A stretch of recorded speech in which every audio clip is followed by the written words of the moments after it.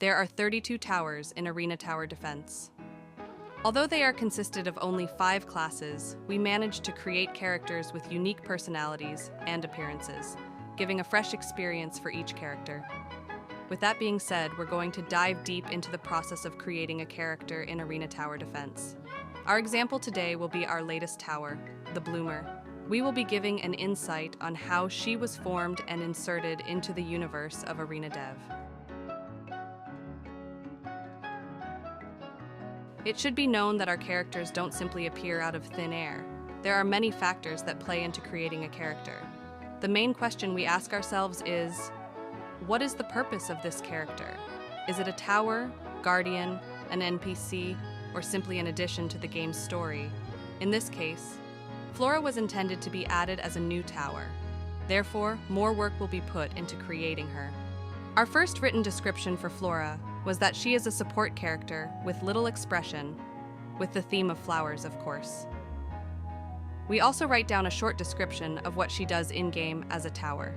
Her primary attack would be sharp thorns, piercing through enemies, with an active ability to constantly buff a tower at any range. After being sure about Flora as a character, we moved on to designing her appearance. When designing the character itself, clear descriptions and reference images are used to make sure her appearance fits our vision. We wanted to give Flora a light purple color scheme at her base level and change it to pink when she reaches her master level.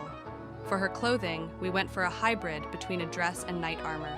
Feedback is also given during the design process. This results in some design features in the character being changed or removed. For Flora, she was initially given dark gray colored armor, which got darker in later levels. This was changed to a lighter color as large spots of dark colors contrasted with her personality of pureness. Eventually, we went for this design which had more consistent color choices. To make her more asymmetrical, we removed the cloth and armor on her left arm, while also giving more armor to the right arm, and gave back her mask.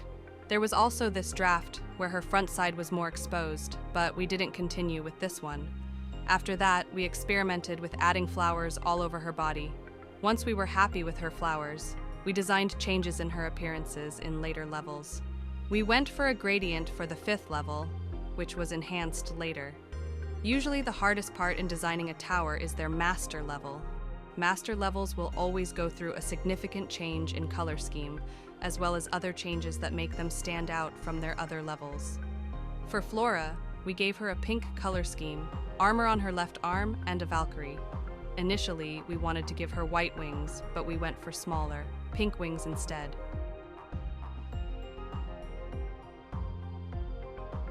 With the design provided, we can move on to the modeling phase. Not much is needed to be said, as her design is already provided. Although while Flora is being modeled, we start writing down the specific stats she should have in-game, and what each upgrade should do. Her upgrade names and descriptions are also written here.